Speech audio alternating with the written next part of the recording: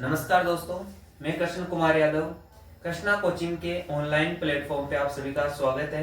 आज अपन एग्रीकल्चर का जो 7 चैप्टर है एसेंशियल प्लांट न्यूट्रिएंट्स उसके बारे में स्टडी करेंगे। तो अपन देखते हैं आज की प्लांट एसेंशियल प्लांट न्यूट्रिएंट्स क्या होता है और न्यूट्रिएंट्स क्या होता है। तो पहले अपन देखते हैं कि न्यूट्रिएंट्स क्या होता है। तो देखो, अपना जो चैप्टर है 7 चैप्टर है उसका नाम जो दे रखा है एसेंशियल प्लांट न्यूट्रिएंट्स, यानी आवश्यक पोषक तत्व।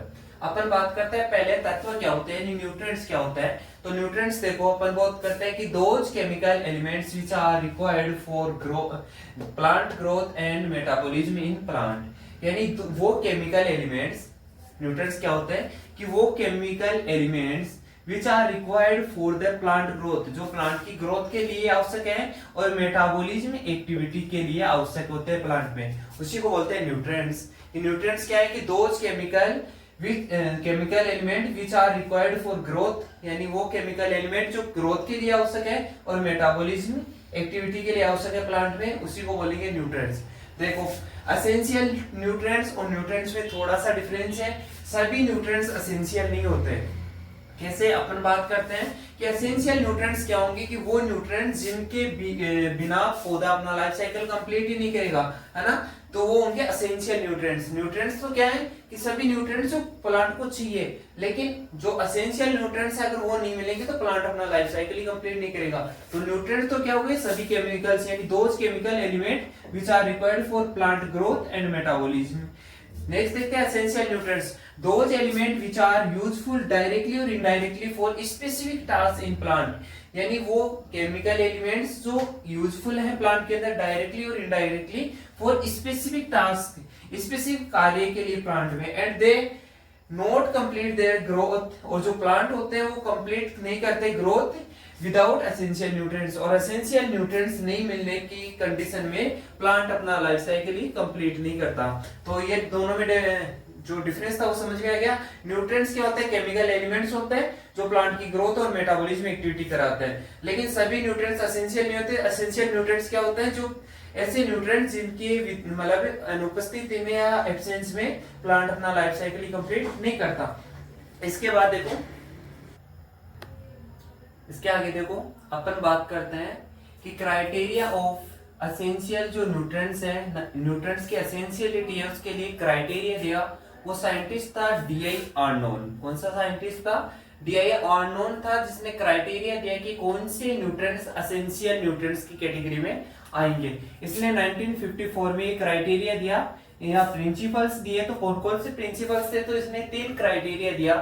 फर्स्ट क्राइटेरिया क्या है कि due to deficiency of nutrients reproductive and vegetative जो ग्रोथ है स्टॉप, यानी अगर एसेंशियल न्यूट्रिएंट्स उन्हीं को बोलेंगे। फर्स्ट क्राइटेरिया क्या दिया, जिसकी डिफिशियंसी से प्लांट की रिप्रोडक्टिव और वेजिटेटिव ग्रोथ स्टॉप हो जाएगी, है ना, कि जब प्लांट की रिप्रोडक्टिव और वेजिटेटिव ग्रोथ स्टॉप हो जाएगी तो उसको एसेंशियल न्यूट्रिएंट्स बोलेंगे। दूसरा क्या बताया इसने कि प्लांट उसके बिना लाइफ साइकिल कंप्लीट नहीं करेगा, अगर वेजिटेटिव और रिप्रोडक्टिव ग्रोथ ही नहीं होगी तो उसका लाइफ साइकिल कंप्लीट नहीं होगा। सेकंड क्या बताया इसने कि डिफिशियंसी ऑफ एनी एलिमेंट्स, है ना, कोई भी एलिमेंट्स की अगर डिफिशियंसी हो गई तो can not be replace by another elements, तो इसकी जो मतलब सप्लाई है दूसरे एलिमेंट्स के द्वारा नहीं की जा सकती, वही एसेंशियल न्यूट्रिएंट्स की कैटेगरी में आएगा।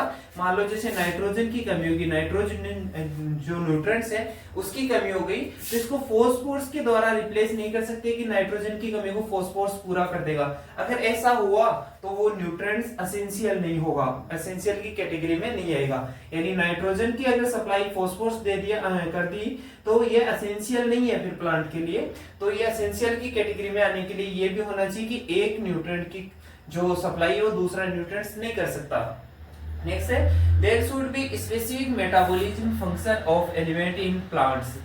दूसरा क्या बताया इसने कि एसेंशियल न्यूट्रिएंट्स वही होंगे जो डायरेक्ट मेटाबॉलिज्म एक्टिविटी में पार्टिसिपेट करेंगे, किसके, प्लांट के, यानी प्लांट की जो मेटाबॉलिज्म है इसमें स्पेसिफिक कार्य होगा या उसके अंदर फंक्शन करेंगे, यानी मेटाबॉलिज्म एक्टिविटी में, उसी को क्या बोलेंगे अपन, एसेंशियल न्यूट्रिएंट्स। इसके बाद अपन देखते हैं, इसके आगे देखो, अपन ने पढ़ा था कि एसेंशियलिटी के कुछ उसने क्या दिए थे, प्रिंसिपल्स दिए थे या क्राइटेरिया दिए थे, किसने, D.I. आर्नोन ने।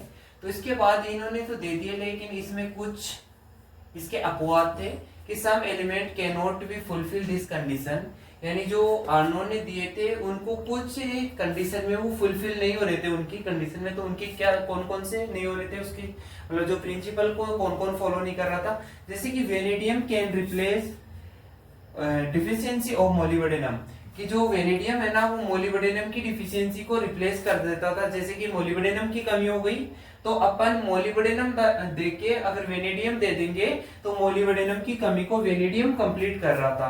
तो एक तो ये मतलब उसका अपवाद था जो उसने दिया था, एक्सेप्शन था। इसके अलावा क्लोरीन, जो क्लोरीन था can be replace by bromine और फेरस, है ना। तो ये अगर क्लोरीन की कमी हो गई तो अपन ब्रोमीन या फेरस दे देंगे तो क्लोरीन की इसमें क्या हो रही थी, सुफिशियंट मात्रा अवेलेबल हो जाती थी। मतलब इसकी कमी को कौन पूरा कर देता था, ब्रोमीन और फेरस। तो ये किसके अपवाद थे, जो आर्नोन ने दिए थे। जो सेकंड टर्म दी थी उसने सेकंड कंडीशन दी थी कि एक न्यूट्रिएंट्स की कमी को दूसरा न्यूट्रिएंट्स पूरा नहीं कर सकता, लेकिन यहाँ पर ऐसा कर रहे थे। तो इसके बाद इसने दूसरा एक साइंटिस्ट आया, डीजे निकोलस। कौन सा आया, डीजे निकोलस। और ये डीजे बजाते बजाते 1965 के अंदर क्या बता दिया कि जो इसकी सेकंड कंडीशन थी वो फुलफिल नहीं हो रही थी, तो इसने फिर दो कंडीशन दी, दो टर्म दी। तो उसने फिर एसेंशियल न्यूट्रिएंट्स किनको बोला कि there should be specific metabolism function of element in plants, यानी जो अपन एलिमेंट्स होंगे वो जो अपने प्लांट है उसके अंदर स्पेसिफिक मेटाबॉलिज्म एक्टिविटी करेंगे, यानी मेटाबॉलिज्म एक्टिविटी में पार्टिसिपेट करेंगे डायरेक्ट, उन्हीं को अपन एसेंशियल न्यूट्रिएंट्स बोलेंगे। सेकंड टर्म इसने क्या दी कि plant can not be complete their life cycle due to deficiency, कि प्लांट में अगर न्यूट्रिएंट्स एसेंशियल न्यूट्रिएंट्स की कमी हो जाएगी तो प्लांट अपना लाइफ साइकिल कंप्लीट नहीं करेंगे और बीच में खत्म हो जाएंगे। तो दो टर्म इसने दी थी या दो कंडीशन दी थी कि एसेंशियल न्यूट्रिएंट्स किनको बोलेंगे। फर्स्ट इसने बोला कि डायरेक्ट वो मेटाबॉलिज्म में एक्टिविटी में पार्टिसिपेट करता हो, और अगर एसेंशियल न्यूट्रिएंट्स की कमी हो जाएगी तो प्लांट अपना लाइफ साइकिल कंप्लीट नहीं करेगा, या मतलब उससे पहले ही वो नष्ट हो जाएगा। ये थे इसके कुछ टर्म एंड कंडीशन। आगे देखते हैं फिर अपन ने अभी देखा था कि एसेंशियल न्यूट्रिएंट्स किनको बोलेंगे, वो टर्म देख ली अपन ने, कंडीशन देख ली थी कि उनको एसेंशियल न्यूट्रिएंट्स बोलेंगे। तो एसेंशियल न्यूट्रिएंट्स को कंडीशन फॉलो करें, कितने एसेंशियल न्यूट्रिएंट्स होते हैं आप देखेंगे कि एसेंशियल न्यूट्रिएंट्स कौन कौन से हैं। तो अपने जो टोटल एसेंशियल न्यूट्रिएंट्स है ये 17 है, पहले 16 थे लेकिन एक निकेल को खोजने के बाद 17 एसेंशियल न्यूट्रिएंट्स है। तो अपन देखते हैं कि एसेंशियल जो 17 न्यूट्रिएंट्स है वो कौन कौन से हैं। देखो फर्स्ट है कार्बन, एक होता है हाइड्रोजन, ऑक्सीजन, फिर इसके अलावा nitrogen, phosphorus, potassium, calcium, magnesium, sulphur, इसके बाद ferrous, manganese, copper, zinc, cobalt, nickel, और हो गई क्या,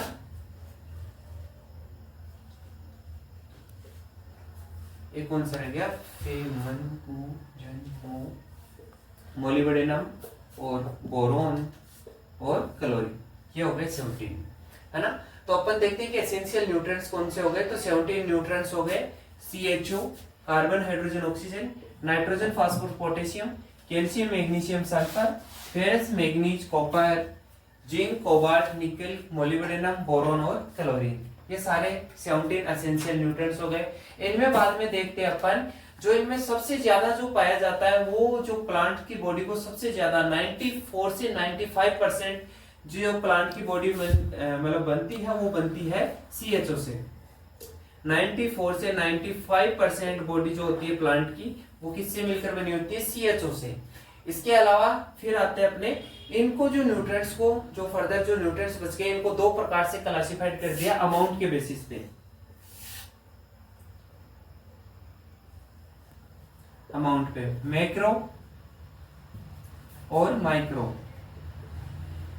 macro nutrients and micro nutrients, है ना। तो मैक्रो न्यूट्रिएंट्स क्या थे, वो न्यूट्रिएंट्स जिनकी जो अपने रिक्वायरमेंट है प्लांट को 1 ppm से ज्यादा होगी, यानी वो न्यूट्रिएंट्स या एसेंशियल न्यूट्रिएंट्स जिनमें प्लांट को 1 ppm से ज्यादा रिक्वायरमेंट रहती है वो होता है मैक्रो न्यूट्रिएंट्स।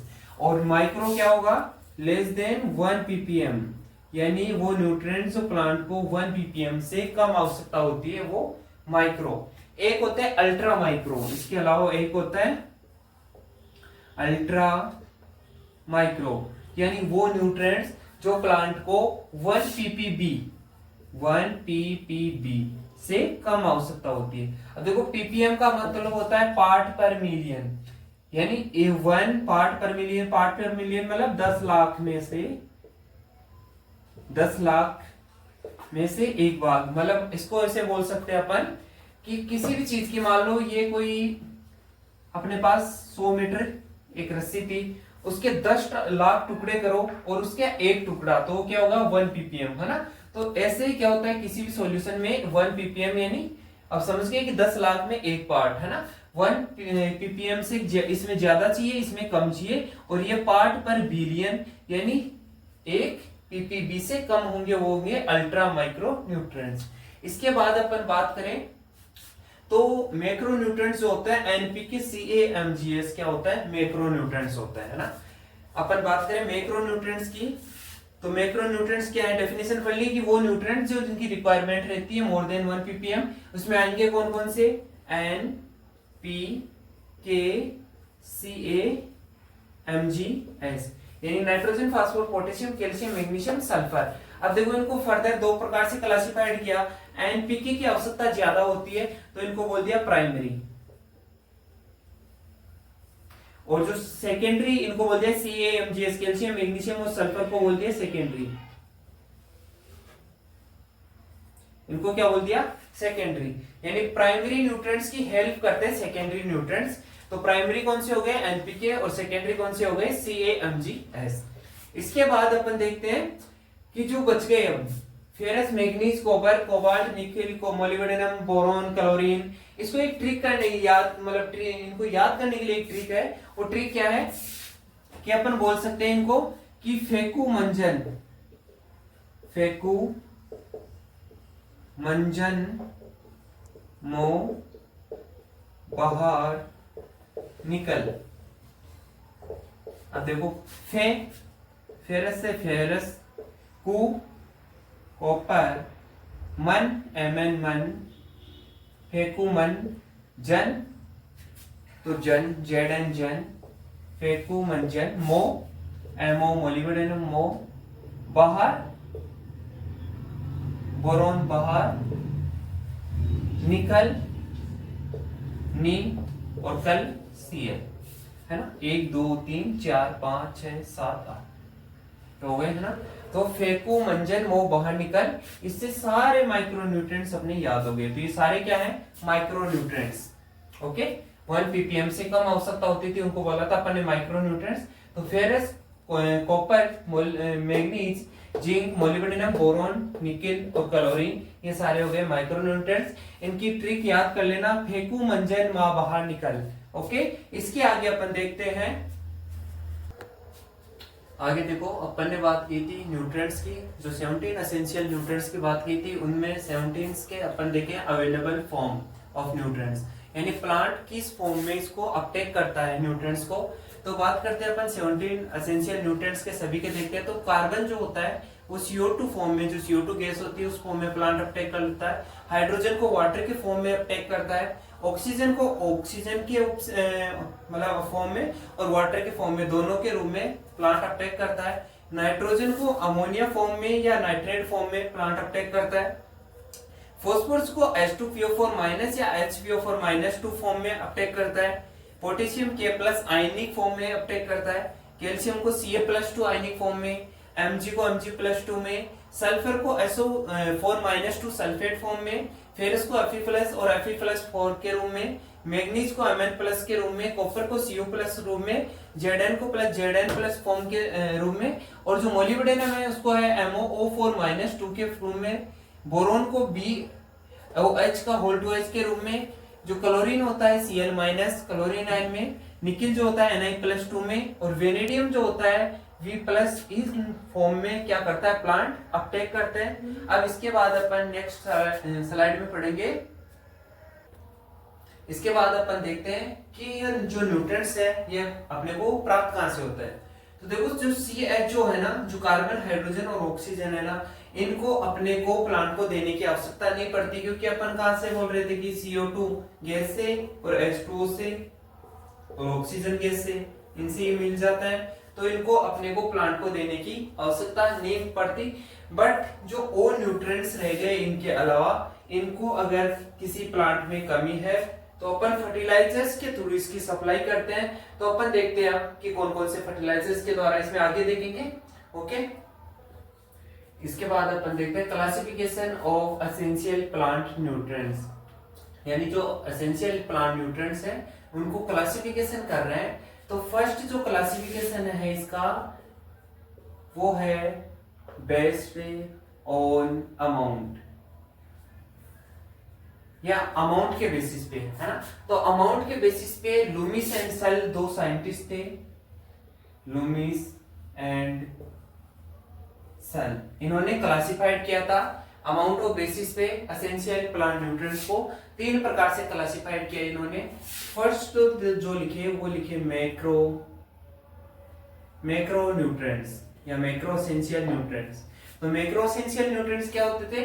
वो न्यूट्रिएंट्स जिनकी रिक्वायरमेंट 1 ppm से ज्यादा होती थी, है ना, यानी उनकी रिक्वायरमेंट कितनी होती थी? 1 ppm से ज्यादा होती थी, वो थे मैक्रो। तो मैक्रो को दो प्रकार से क्लासिफाइड कर दिया फर्दर। फर्स्ट है प्राइमरी और दूसरा सेकेंडरी, है ना। तो प्राइमरी में क्या बोला इन्होंने कि जिनकी आवश्यकता बहुत ज्यादा होती है, यानी 1 ppm तो होती है, लेकिन इनमें भी सबसे मेन कार्य इनका होता है NPK, नाइट्रोजन, फास्फोरस और पोटेशियम। और सेकेंडरी में किसको लिख दिया? CaMgS, calcium, magnesium, sulphur. Next इन्होंने लिखा माइक्रो। नेक्स्ट क्या होता है? माइक्रो। तो माइक्रो में यानी जिनकी आवश्यकता 1 ppm से कम होती है, इन्होंने लिखे माइक्रो में कौन कौन से होते हैं, जो ट्रिक बताई थी अभी, फेंको मंजन वो बाहर निकल। तो फे कु मन जन मो बाहर निकल, ये सारे जो न्यूट्रिएंट्स थे, फेरस, कॉपर, मैग्नीज को, जिंक, मोलिब्डेनम, बोरोन, क्लोरीन और निकल, और 3 3 6 7, है ना।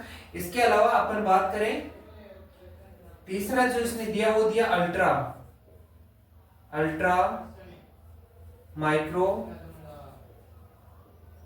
माइक्रो न्यूट्रिएंट्स, है ना। तीसरा क्या दिया इन्होंने? Ultra micro nutrients. इन्होंने क्या बोला कि इसकी जो रिक्वायरमेंट रहती है प्लांट को 1 ppb से लेस होती है, यानी 1 ppb से कम होती है। ये जो सिंबल है ये कम का, यानी 1 ppb से कम होती है, वो थे अल्ट्रा माइक्रो न्यूट्रिएंट्स। देखो अपन ने बात की थी पहले, अब दूसरा बात जो क्लासिफिकेशन है वो है बेस्ड ऑन मोबिलिटी, यानी मोबिलिटी के आधार पे, घुलनशीलता के आधार पे, सोल्युबिलिटी के आधार पे, यानी जैसे अपन ने न्यूट्रिएंट्स को सॉइल में डाला वो जल्दी से नीचे चल जाएंगे, वो होंगे हाईली मोबाइल, है ना। तो अब मोबिलिटी या मोबाइल के आधार पे, तो देखो फर्स्ट है हाईली मोबाइल या हाई मोबाइल। जैसे डाला अपन ने, जैसे मान लो कि फर्टिलाइजर यूरिया डाला, यूरिया जैसे डाल देंगे नाइट्रोजन पानी के साथ घुल के नीचे चल जाएगा, यानी बहुत ज्यादा क्या है? सोल्यूबल है ना। तो हाईली मोबाइल कौन से है? NPK, है ना। देखना पीने के बाद तो सभी मोबाइल हो जाते हैं, तो देखना हाईली मोबाइल कौन से है? NPK, याद रखो। मॉडरेट मोबाइल, देखो हाई तो मोबाइल है लेकिन इनसे कम है, थोड़े मॉडरेट है, तो मॉडरेट मोबाइल कौन होंगे? जिंक और मैग्नीशियम। नेक्स्ट देखते हैं लेस मोबाइल, मोबाइल तो है लेकिन बहुत कम है, धीरे धीरे अंदर जाएंगे, तो होंगे लेस मोबाइल। तो लेस मोबाइल कौन से हैं? सल्फर है, फेरस है, कॉपर है, मोलिब्डेनम और क्लोरीन है।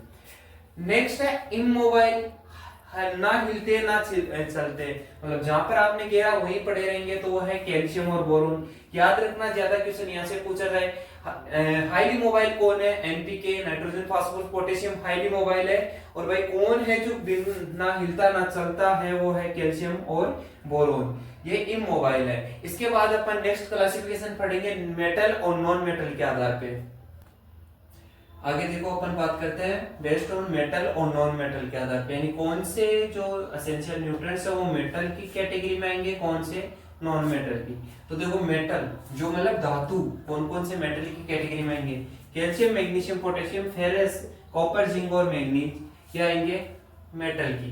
Non metal nitrogen, phosphorus, sulphur और molybdenum, chlorine sorry carbon, hydrogen और ऑक्सीजन, ये सारे कौन सी कैटेगरी में आएंगे, नॉन मेटल की। इसके बाद अपन पढ़ेंगे फंक्शनल के आधार पे next classification based on function in plant, यानी प्लांट में कार्य के आधार पे अपन एसेंशियल न्यूट्रिएंट्स का क्लासिफिकेशन देखें तो फर्स्ट होता है बेसिक एलिमेंट्स, यानी जो बेसिक रिक्वायरमेंट होती है प्लांट को, जो अपन ने अभी बात की थी कि कार्बन, हाइड्रोजन, ऑक्सीजन, जो 94% प्लांट का बनाते थे। नेक्स्ट है स्ट्रक्चरल एलिमेंट, जो मतलब प्लांट की स्ट्रक्चर में बहुत ज्यादा इंपॉर्टेंट रोल प्ले करता है, नाइट्रोजन, फास्फोरस और सल्फर, यानी जो नाइट्रोजन होता है प्रोटीन्स होती है जो ये बनाती है, फास्फोरस जो होती है वो सेल वॉल में इंपॉर्टेंट रोल प्ले करती है, तो ये स्ट्रक्चरल एलिमेंट बोलते हैं इनको।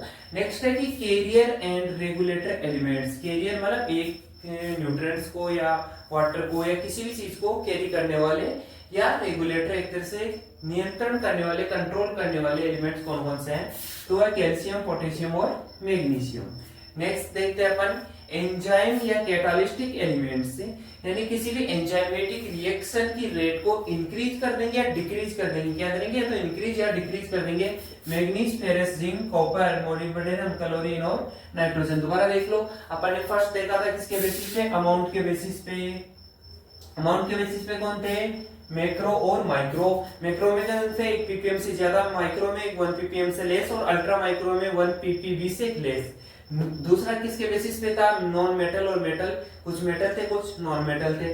तीसरा किसके बेसिस पे था, अपन ने देखा था बेस्ड ऑन फंक्शन, तो फंक्शन के आधार पे आपको बता दिया। बेसिक एलिमेंट CHO है जो बेसिक रिक्वायरमेंट होती है, स्ट्रक्चरल NPS और कैरियर या रेगुलेटर CA, K और Mg, calcium, potassium, magnesium. Enzymatic catalytic के होते हैं manganese, ferrous, zinc, copper, molybdenum, chlorine और नाइट्रोजन। इसके बाद अपन नेक्स्ट चैप्टर में बात करेंगे।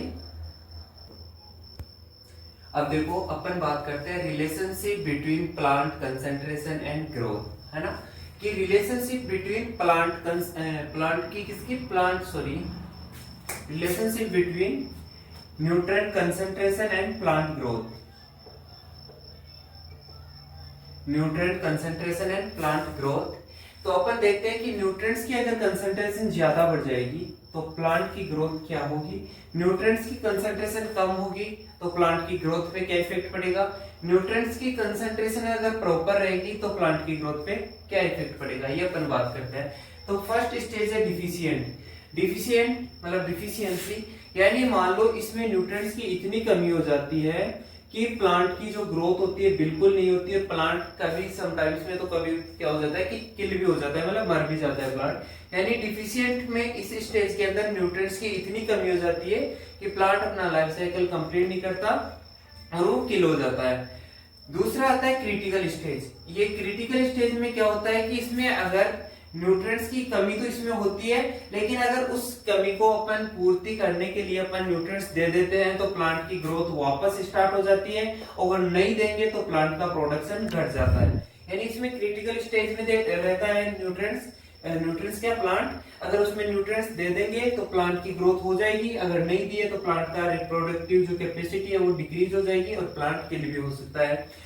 नेक्स्ट अपन बात करते हैं कि इसके अंदर प्लांट के जो प्लांट है ना वो न्यूट्रिएंट्स की कमी के सिम्टम्स भी शो करता है। नेक्स्ट है सुफिशिएंट, यानी इस पे न्यूट्रिएंट्स होते हैं सुफिशिएंट अमाउंट में सोइल में प्रेजेंट होते हैं। अगर और अपन इससे ज्यादा न्यूट्रिएंट्स दे दिए तो यहाँ पर टॉक्सिक इफेक्ट पड़ जाएगा, प्लांट का प्रोडक्शन घट जाएगा धीरे ज्यादा, या तो न्यूट्रिएंट्स की कंसंट्रेशन क्या हो जाएगी, ज्यादा हो जाएगी तो प्लांट का प्रोडक्शन धीरे धीरे घटेगा, ज्यादा नहीं होगा ना। तो सुफिशिएंट स्टेज में अपने को न्यूट्रिएंट्स देने की आवश्यकता नहीं होती। नेक्स्ट स्टेज है टॉक्सिक। इसमें क्या होता है कि न्यूट्रिएंट्स बहुत ज्यादा मात्रा में हो जाते हैं। कोई भी चीज अपने को पता है कि अपने ज्यादा आती है एक तरह से हानिकारक होती है, तो अगर टॉक्सिक मतलब बहुत ज्यादा न्यूट्रिएंट्स हो गए तो वो भी प्लांट के लिए क्या है, हार्मफुल होते हैं। तो इस स्टेज के अंदर प्लांट डेड मतलब प्लांट खत्म हो जाता है, बहुत ज्यादा जो उसका प्रोडक्शन है वो गिर जाता है।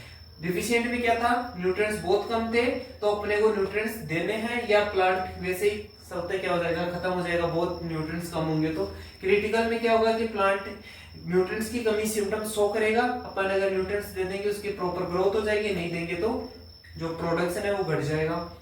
नेक्स्ट है सुफिशिएंट। सुफिशिएंट में क्या होगा कि अगर अपन इसमें न्यूट्रिएंट्स सुफिशिएंट मात्रा में अगर ज्यादा देंगे तो कंसंट्रेशन बढ़ेगी, कंसंट्रेशन बढ़ेगी तो प्लांट की ग्रोथ भी कम होगी। नेक्स्ट है टॉक्सिक। इसमें न्यूट्रिएंट्स देने पे प्लांट किल हो जाएगा या डाई हो जाएगा, मतलब इसमें बहुत ज्यादा न्यूट्रिएंट्स हो जाते हैं। आज का जो अपना लेक्चर है यहीं तक। अब अपन नेक्स्ट चैप्टर में इससे नेक्स्ट लेक्चर में अपन इससे आगे की देखेंगे। ओके, जय हिंद, जय भारत।